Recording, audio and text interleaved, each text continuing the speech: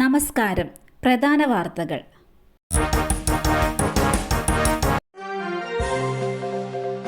G7 ഉച്ചകോടി. പ്രധാനമന്ത്രി കാനഡയിലെത്തി. ലോകം ഉറ്റുനോക്കുന്ന G7 ഉച്ചകോടിയിൽ പങ്കെടുക്കാനായി പ്രധാനമന്ത്രി നരേന്ദ്രമോദി കാനഡയിലെത്തി. ഇസ്രയേൽ ഇറാൻ വിഷയം ഉച്ചകോടിയിൽ ചർച്ചയാകുന്നുവെന്നാണ് റിപ്പോർട്ട്. അതിർത്തി കടന്നുള്ള ഭീകരവാദ പ്രവർത്തനങ്ങൾ ചെറുക്കാൻ ആഗോളതലത്തിലുള്ള ധാരണ ഈ ഉച്ചകോടിയിൽ ഉണ്ടാകുമെന്ന് പ്രധാനമന്ത്രി നരേന്ദ്രമോദി പ്രത്യാശ പ്രകടിപ്പിച്ചു. ദേശീയപാത 66 കുന്നിടിഞ്ഞു. ചെർക്കള ബെവിഞ്ചിയിൽ വാഹന ഗതാഗതം നിരോധിച്ചു. അതിശക്തമായ മഴ തുടരുന്ന സാഹചര്യത്തിൽ രൂക്ഷമായ മണ്ണിടിച്ചിലിന്റെ സാധ്യത പരിഗണിച്ച് ചെർക്കള ബെവിഞ്ച ഭാഗത്തുള്ള ദേശീയപാത 66 വാഹന ഗതാഗതം താൽക്കാലികമായി നിരോധിച്ചതായി ജില്ലാ കളക്ടർ അറിയിച്ചു. ഈ പ്രദേശത്ത് നിരവധി ചെറിയ മണ്ണിടിച്ചിലുകൾ ഉണ്ടായതും കേന്ദ്ര കാലാവസ്ഥാ വകുപ്പിന്റെ മുന്നറിയിപ്പും സ്ഥലം സന്ദർശിച്ച് പരിശോധന നടത്തിയതും അടിസ്ഥാനമാക്കിയാണ് നടപടി. കൊല്ലം മേയർക്കെതിരെ ഭീഷണി മുഴക്കിയ കേസിൽ പ്രതിപിടിയിൽ. തിരുവനന്തപുരം കരിക്കകം സ്വദേശി അനിൽകുമാറാണ് പിടിയിലായത്. കത്തിയുമായി വധഭീഷണി മുഴക്കി മേയറുടെ വീട് അന്വേഷിച്ചെന്നായിരുന്നു ഇയാൾക്കെതിരെയുള്ള പരാതി. പോലീസ് കസ്റ്റഡിയിലെടുക്കുന്ന സമയം പ്രതി മദ്യലഹരിയിലായിരുന്നു. വിശദമായ ചോദ്യം ചെയ്യലിലെ കൂടുതൽ കാര്യങ്ങൾ വ്യക്തമാകുമെന്ന് പോലീസ് അറിയിച്ചു. വിസ തട്ടിപ്പ് ഉൾപ്പെടെയുള്ള കേസുകളിൽ പ്രതിയാണ് പിടിയിലായ അനിൽകുമാർ. അമ്പലപ്പുഴ വളഞ്ഞവഴി കടപ്പുറത്ത് ടാങ്കർ അടിഞ്ഞു. തീപിടിച്ച വാൻഹായി 503 കപ്പലിലേതെന്ന് സംശയം. ഇന്ന് രാവിലെയാണ് തീരത്ത് ടാങ്കർ കണ്ടെത്തിയത്. എറണാകുളം ചെല്ലാനം തീരത്ത് വീപ്പയും അടിഞ്ഞു. പുറംകടലിൽ തീപിടിച്ച വാൻഹായി 503 കപ്പലിൽ നിന്ന് പുറത്തുപോയ വസ്തുക്കളാണ് ഇവയെന്ന് സംശയം. എന്നാൽ ആശങ്കപ്പെടേണ്ട സാഹചര്യമില്ലെന്നും വിദഗ്ധ സംഘമെത്തി പരിശോധിക്കുമെന്നും ആലപ്പുഴ ജില്ലാ കളക്ടർ അലക്സ് വർഗീസ് പറഞ്ഞു. അതേസമയം അറബിക്കടലിൽ തീപിടിച്ച സിംഗപ്പൂർ ചരക്ക് കപ്പൽ വാൻഹായിൽ നിന്നുള്ള കണ്ടെയ്നറുകൾ ഇന്നു മുതൽ തീരത്തടിഞ്ഞു തുടങ്ങുമെന്ന് അധികൃതർ മുന്നറിയിപ്പ് നൽകിയിട്ടുണ്ട്. എറണാകുളം ജില്ലയുടെ തെക്ക് ഭാഗത്തും ആലപ്പുഴ കൊല്ലം തീരങ്ങളിലുമാണ് കണ്ടെയ്നറുകൾ അടിയാൻ സാധ്യത. ലൈഫ് പദ്ധതിയിൽ വീട് ലഭിച്ചു. പണി നോക്കാനെത്തിയ വയോധിക വീട് തകർന്നു വീണ് മരിച്ചു.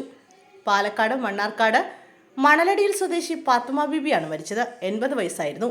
രാവിലെ 10:30ഓടെയാണ് സംഭവം. വീടിന്റെ ഒരു ഭാഗം പൊളിച്ചിരുന്നു. ശക്തമായ മഴ പെയ്തതോടെ മറുവശവും വീണു. സംഭവ സമയത്ത് മകൾ ഉണ്ടായിരുന്നെങ്കിലും രക്ഷപ്പെട്ടു.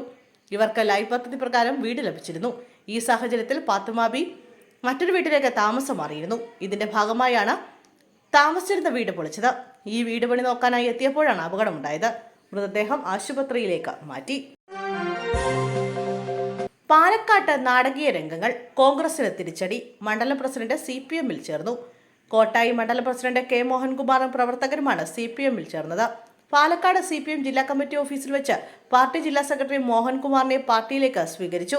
നേരത്തെ DCC നേതൃത്വത്തെ വിമർശിച്ച് മോഹൻകുമാറിന്റെ നേതൃത്വത്തിൽ കോട്ടായിൽ വിമത കൺവെൻഷൻ നടന്നിരുന്നു. DCC പ്രസിഡന്റ് ഗ്രൂപ്പിസത്തിന് വഴിയൊഴുക്കുന്നുവെന്നായിരുന്നു മോഹൻകുമാർ കോൺഗ്രസ് നേതൃത്വത്തിനെതിരെ ഉന്നയിച്ച ആരോപണം. അതിനിടെ കോട്ടായിൽ കോൺഗ്രസ് മണ്ഡലം കമ്മിറ്റി ഓഫീസിന് ചുവന്ന പെയിന്റ് അടിക്കാനുള്ള ശ്രമം കോൺഗ്രസ് പ്രവർത്തകർ തടഞ്ഞു. ഇത് പ്രദേശത്ത് സംഘർഷത്തിന് കാരണമായി. ആലപ്പുഴയിൽ പന്നിക്കടിയിൽ നിന്ന് ഷോക്കേറ്റ് കർഷകൻ മരിച്ചു. താമരക്കുളം സ്വദേശി ശിവൻകുട്ടിക്ക് പിള്ളയാണ് മരിച്ചത്. മറ്റൊരാളുടെ സ്ഥലത്തു കൂടി പോയപ്പോഴാണ് പന്നിക്കടിയിൽ നിന്നും ശിവൻകുട്ടിക്ക് ഷോക്കേറ്റത്. ഫോണിൽ വിളിച്ചിട്ട് കിട്ടാത്തതിനെ തുടർന്ന് വീട്ടുകാർ അന്വേഷിച്ചെത്തിയപ്പോഴാണ് കൃഷിയിടത്തിൽ അബോധാവസ്ഥയിൽ കിടക്കുന്ന ശിവൻകുട്ടിയെ കണ്ടത്.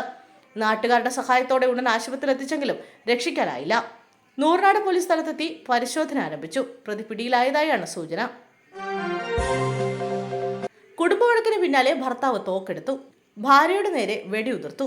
സംഭവത്തിൽ ഭർത്താവ് അറസ്റ്റിൽ. മംഗലഡാം പൂതംകോട് കുന്നത്ത് വീട്ടിൽ ശിവനാണ് പിടിയിലായത്. ഭാര്യ മേരിക്ക് വെടിയേറ്റ് കാൽമുട്ടിന് പരിക്കേറ്റു. ഇവർ തൃശൂർ മെഡിക്കൽ കോളേജിൽ ചികിത്സയിലാണ്. മദ്യപിച്ചെത്തിയ ശിവൻ വീട്ടിൽ വഴക്കുണ്ടാക്കുന്നത് പതിവാണ്.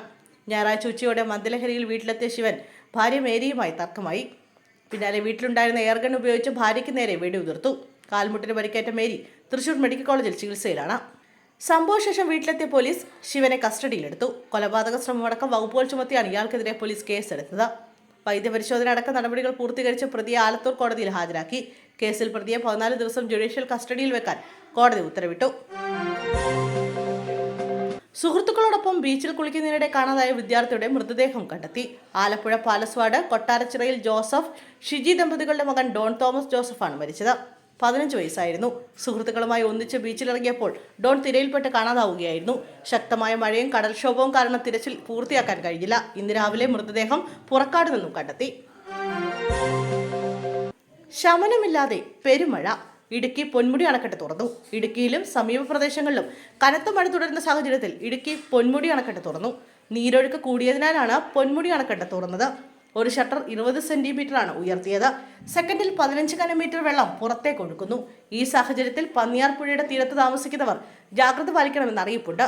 അതേസമയം സംസ്ഥാനത്ത് വിവിധ ജില്ലകളിൽ കനത്ത മഴ തുടരുകയാണ്.